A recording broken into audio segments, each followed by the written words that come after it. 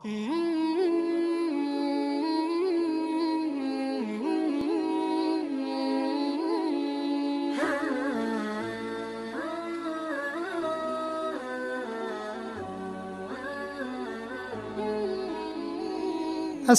अलैकुम वरहमतुल्लाहि वबरकातुह।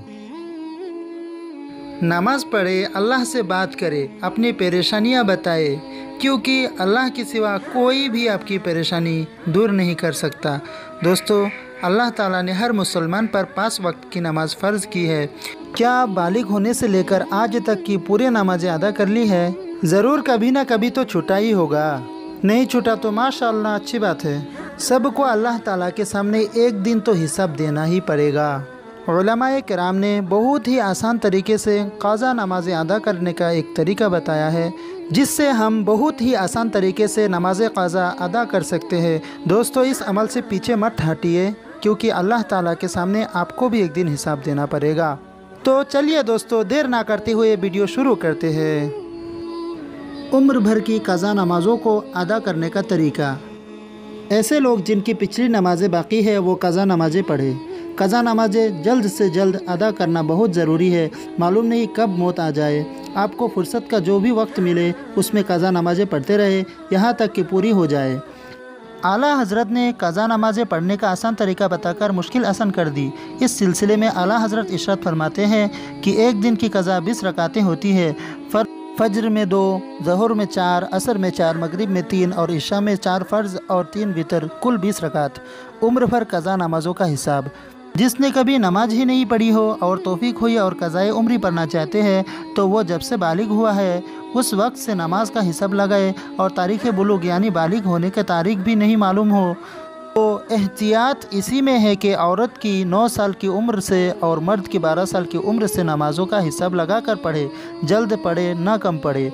अगर ज़्यादा पढ़ी तो कोई बात नहीं, नफल में शुमार हो जाएगी। हवाला फतवा रज़विया जिल्द नंबर 4 सफ़ा नंबर 104। अदा करने में तरतीब। पढ़ने वालों को इख्तियार है कि चाहे तो पहले फ़ज्र की सब नमाज़ें अदा कर ले, फिर तमाम ज़हर की नमाज़ें, इसी तरह असर, फिर मगरिब, फिर इशा की पढ़े। फ़र्ज़ नमाज बाकी हो तो नफिल नमाज कबूल नहीं होती।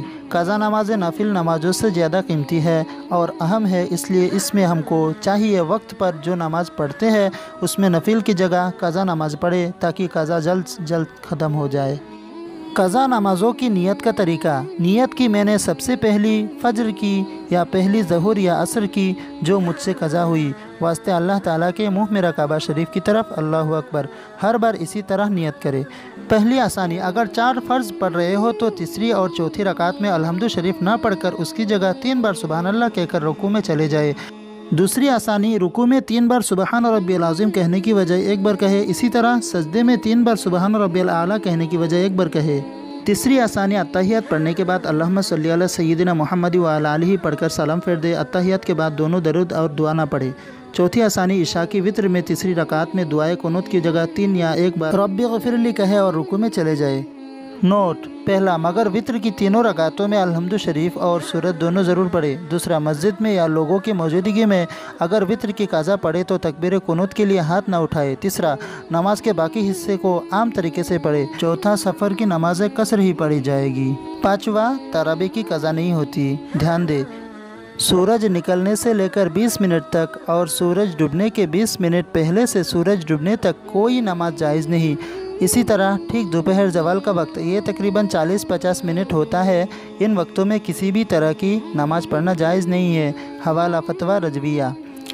आज अक्सर लोग नमाज में पेंट या पाजामे के मोड़ी पाइचे को लपेट कर चढ़ाते हैं, जो मकरूह तहरीमी है। हदीस पाक में है कि रसूलुल्लाह सल्लल्लाहु अलैहि वसल्लम ने फरमाया कि मुझे हुक्म दिया गया कि मैं 7 हड्डियों पर सजदा करूं, पेशानी, दोनों हाथ, दोनों घुटने, दोनों पंजे, और यह हुक्म दिया गया कि नमाज में कपड़े और बाल ना समेटूं। दोस्तों, वीडियो में अगर कोई कमी ज़्यादती हुई तो आप कमेंट में बता सकते हैं, और हमारे चैनल को अभी तक आपने सब्सक्राइब नहीं किया है तो सब्सक्राइब कर लीजिए और हमसे रिश्ता जुड़े रखिए और इस तरह के अपडेट पाते रहिए।